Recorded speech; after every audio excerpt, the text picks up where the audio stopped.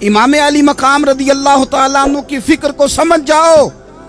जब वो मुस्तफ़ा करीम के कंधों पे थे फिर भी अल्हम्दुलिल्लाह, और जब उनका सर नेज़े की नोक पे था फिर भी अल्हम्दुलिल्लाह। किसी मकाम पर किसी जगह भी हुसैन इब्ने अली शिकवा करते नजर नहीं आते। याद रखना, मैदान करबला के अंदर हजरत सैयदना इमाम हुसैन रदी अल्लाह तआला अन्हु का जो हौसला था वो इतना मिसाली था, इतना मिसाली था, इतना मिसाली था। एक जनाजा घर में उठ जाए ना, और खुदा माफ करे वो किसी जवान का हो, तो बूढ़े की कमर कई कई रोज खड़ी नहीं होती। लेकिन करबला के उस शाह सवार की कहानी भी सुनना मेरे भाई, जो अपने कंधे पे सुबह से लाशें उठा के ला रहे हैं। सुबह से इमाम अली मकाम लाशें उठा के लाते हैं। हजरत कासिम बिन हसन का लाशा उठा के ला के रखा। हजरत अली अकबर शहीद हो गए, आवाज दी अब्बा जी संभालना, तो लाश मुबारक उठा के रखी। जनाब अली असगर की लाश उठा के रखी। भाई बड़े प्यारे होते हैं, बड़े ही प्यारे होते हैं। ना माने हम अपनी औलादों के सामने, पर बड़े प्यारे होते हैं, जितना मर्जी शिकवा करें। भाई भाइयां दियां बावां हुंदे ते भाई भाइयां दे वैरी बड़े प्यारे होते हैं। क्या करें, भाई जो हुए नहीं इनकी तकलीफ सही जाती। हजरत अब्बास रदी अल्लाह तआला अन्हु को जब इमाम अली मकाम उठा के ला रहे थे तो एक मिनट के लिए रुके और कहने लगे, अल्लाह अब मेरी कमर कमज़ोर पड़ गई है, मेरा भाई चला गया तो पीछे से ना कुछ कमज़ोर पड़ गई है। इतनी सारी मैयतें उठा के ला के, इतना हौसला हुसैन इब्ने अली का। फिर जाके इमाम अली मकाम गरम रेत से तयम्मुम करते हैं, फिर वो घोड़े पे बैठते हैं, फिर वो रिज्स पढ़ते हैं, फिर वो खुतबा देते हैं, फिर वो हक का ऐलान करते हैं, फिर वो जुल्म को ललकारते हैं, फिर वो 56 साल के बुढ़ापे में जब मैदान में घोड़े को एड़ी लगा के आते हैं और इस तरह काटते हैं यजीदियों की कमर को, गलों को, कि अमर बिन साद कहता है अकेले अकेले ना जाओ, ये कोई मामूली है, ये अली हैदर का लाल है।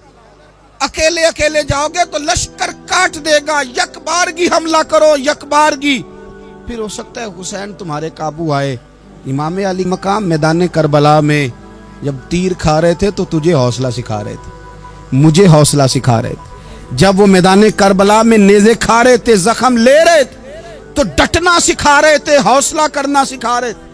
बात बात पे कमजोर पड़ने वालों, मिल्लत के जवानों, अभी तो तुमने बहुत सारे उजाले लाने हैं, अभी तो कई अंधेरों से लड़ना है, अभी तो कई शम्में जलानी है, अभी तो बहुत सारे घर हैं जो मुंतजिर हैं कि तुम इनकलाब लाओ, अभी तो बहुत सारी आबादियां हैं जहां तुमने अमन कायम करना है, अभी तो बहुत सारे शहर हैं जहां से तुमने जुल्म मिटाना है, अभी तो बहुत सारी जगह हैं जहां तुम्हारे नाम के दीप जलेंगे, जहां तुम जाके इस्लाम के नाम की तख्ती लगाओगे, अभी तो बहुत सारे मीनारे हैं जिन पे तुमने ला इलाहा इल्लल्लाह मुहम्मदुर रसूलुल्लाह के नाम का झंडा लगाना है।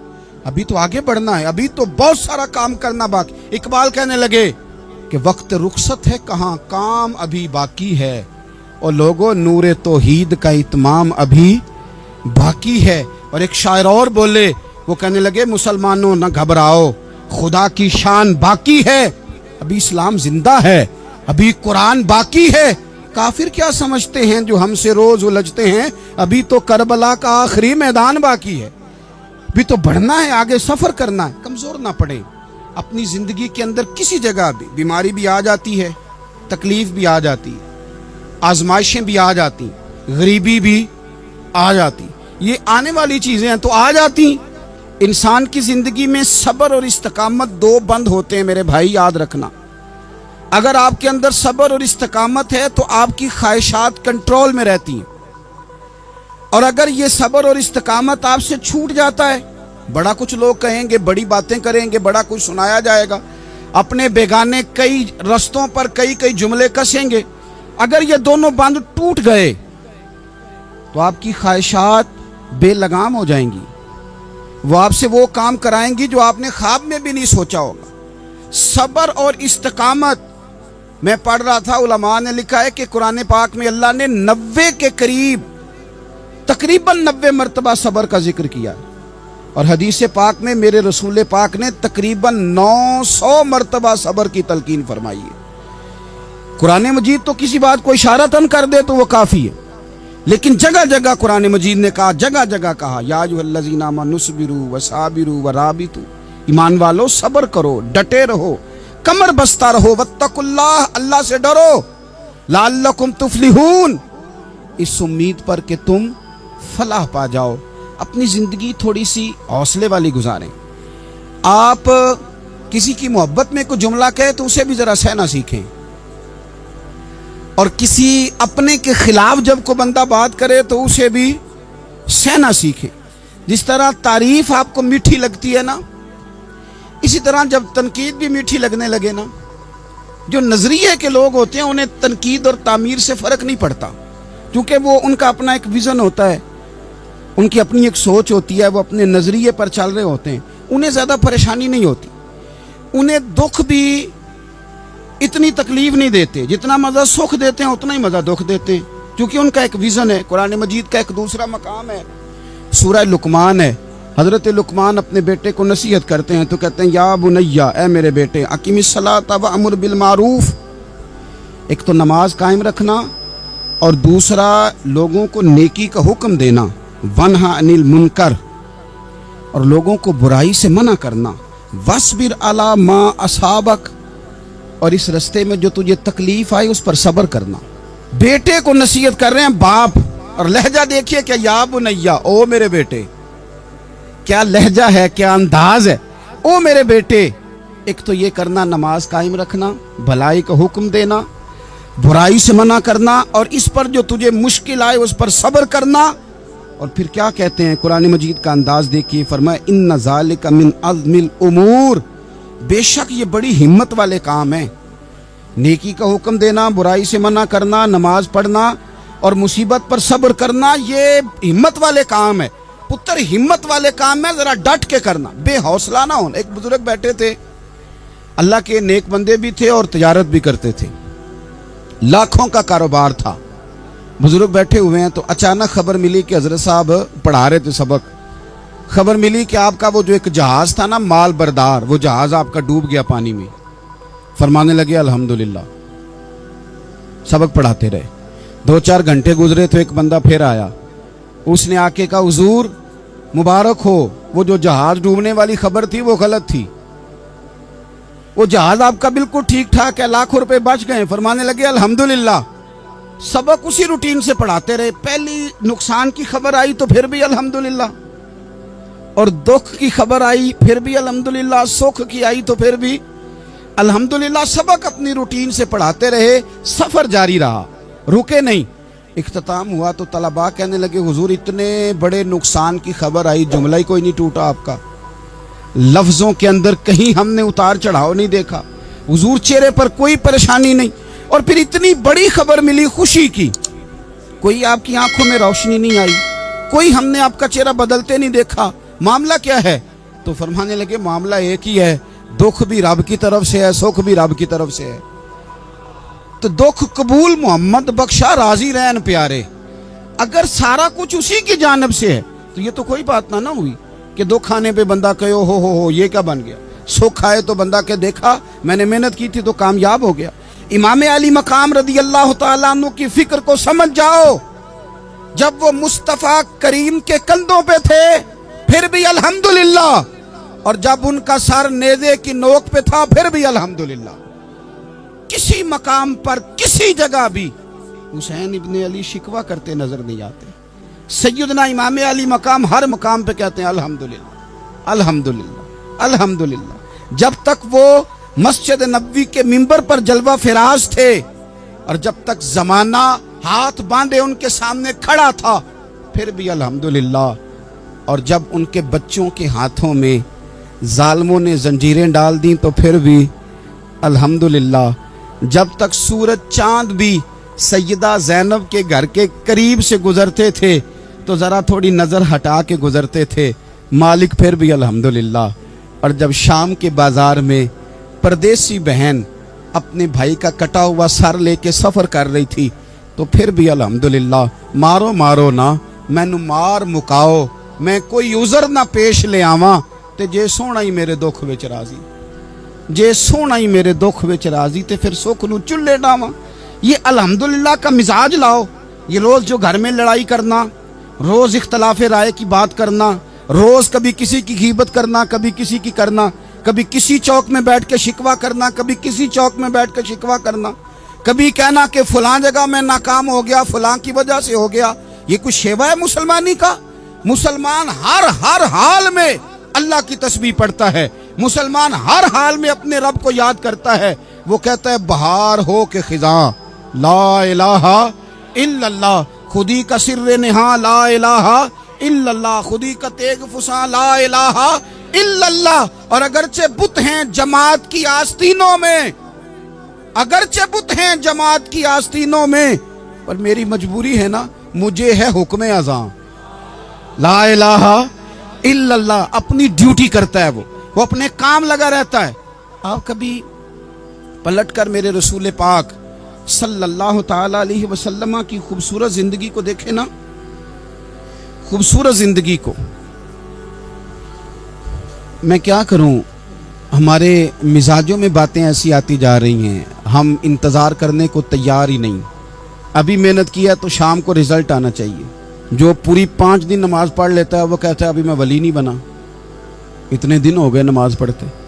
جو پورا 40 دن پراپر طریقے سے درود پاک پڑھ لیتا ہے وہ کہتا ہے دیکھو مجھے ابھی تک زیارت ہی نہیں ہوئی نبی پاک صلی اللہ علیہ وسلم۔ جو ابھی کل آیا ہے اور کل ابھی اس شخص نے آ کر کے شروع کیا سلسلہ، تو کہتا اوہو میرا معرفت والوں میں نام کب آئے گا؟ وہ بھائی لوگوں کی زندگیاں گزر گئی، لوگوں کے احوال گزر گئے۔ میں بیٹھا تھا بزرگوں کی خدمت میں، تو ایک شخص نے آ کے کہا حضور میں آپ کے لیے سلام لایا ہوں فلاں عظیم ہستی کا۔ تو حضرت صاحب نے اس کو تھپکی دی، فرمانے لگے پتر میں انہیں جوگا نہیں، تینوں کوئی پلیکھا لگ گیا ہے، میں بدکار پرانا خادم، میں نہیں اس قابل یار، یہ تجھے غلطی لگ گئی ہے، مجھے تو اپنے اعمال کا پتہ ہے، میں موجود تھا اور صاحب علم و فضل بندے کے پاس تھا۔ کہنے لگے پتر میں نہیں اس قابل، مہربانی کرنا تو میرے لیے دعا کر، اللہ تعالیٰ میرے اوپر رحمت کر دے اور کوئی رستہ کھل جائے۔ اور سجنوں سنو، حضرت عمر فاروق جیسا بندہ میرے رسول پاک صلی اللہ علیہ وسلم کے غلاموں میں مولا علی شیر خدا کا مرتبہ کون جان سکتا ہے؟ حضرت علی کہا کرتے تھے میرا دل کرتا ہے اس طرح کے اعمال لے کے اللہ کی بارگاہ میں جاؤں جو اعمال سیدنا فاروق اعظم کے ہیں۔ اتنا صالح بندہ، اتنا پرہیزگار بندہ، لیکن حضرت عمر فاروق کے انتقال کا وقت آیا تو لوگ ان کی تعریفیں کرنے لگے، عمر کی بڑی بات ہے، عمر کی بڑی بات ہے۔ تو حضرت عمر رو پڑے، فرمانے لگے میرے لیے دعا کرو، مجھے درجہ کوئی بھی نہ ملے، بس میریاں نیکیاں اور بدیاں برابر برابر ہو جائیں، میں معاف کر دیا جاؤں، نیکی اور بدی برابر برابر ہو، چھوڑ دیا جاؤں۔ درجوں کا تو معاملہ بڑا آگے کا ہے، اتنی جلدی، اتنی سپیڈ، اتنی ہمیں جلد فٹافٹ ہو جائے، سویرے ہو جائے۔ آپ اپنی جد و جہد تو کریں، آپ تھوڑا پلٹ کے تو دیکھیں، آپ دیکھیں کہ لوگ میدانوں میں رہے، میدانوں میں رہے۔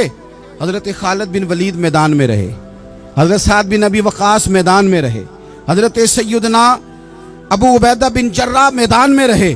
یہ لوگ ہمیشہ میدانوں میں رہے، اپنی اپنی ڈیوٹی کر کے چلے گئے۔ اسلام پھیلتا رہا، اپنی اپنی ترتیب سے آگے جاتا رہا، اپنے اپنے رنگ میں اللہ تعالیٰ لوگوں کو دین کی سمجھ عطا کرتا رہا۔ جلدی بڑی ہے، بہت جلدی ہے، شارٹ دروازہ چاہیے، صبر ہی کوئی نہیں، استقامت ہی کوئی نہیں، فٹافٹ ہو جائے۔ بہت سارے لوگ آ کے کہتے ہیں حضرت صاحب نماز تو پڑھنے لگا ہوں، روزہ تو رکھنے لگا ہوں، داڑھی بھی میں نے رکھ لی ہے اور آپ کے پاس بھی آتا ہوں، اب کوئی نگاہ کر دینا۔ تو میں کہتا ہوں یہ جو نماز آپ نے شروع کی ہے یہ بغیر نگاہ کی ہو گئی ہے، یہ جو آپ آنا شروع ہو گئے ہیں تو اس کو آپ نگاہ نہیں سمجھتے، اور یہ بھی میری نگاہ نہیں، پریشان نہ ہو جائیے گا، یہ بھی اللہ رسول کی نگاہ ہی ہے۔ او خدا کے بندو، تھوڑا سا اپنی زندگی میں صبر اور استقامت کو لاؤ، تھوڑا رستے پہ چلنا سیکھو۔ اور میں آپ کو ایک بات عرض کروں، ہمارے صوفیاء نے ایک باریک نقطہ بھی بیان کیا، وہ کہتے ہیں یہ جو وصال ہے نا، وصال یہ تو اختتام ہے، ملاقات تو فنا ہے، جو مل گیا وہ تو گیا، جس کی ملاقات ہو گئی وہ تو گئے تھے نا جناب موسیٰ ملنے، پھر کیا ہوا تھا؟ جس کی ملاقات ہو گئی وہ تو گیا۔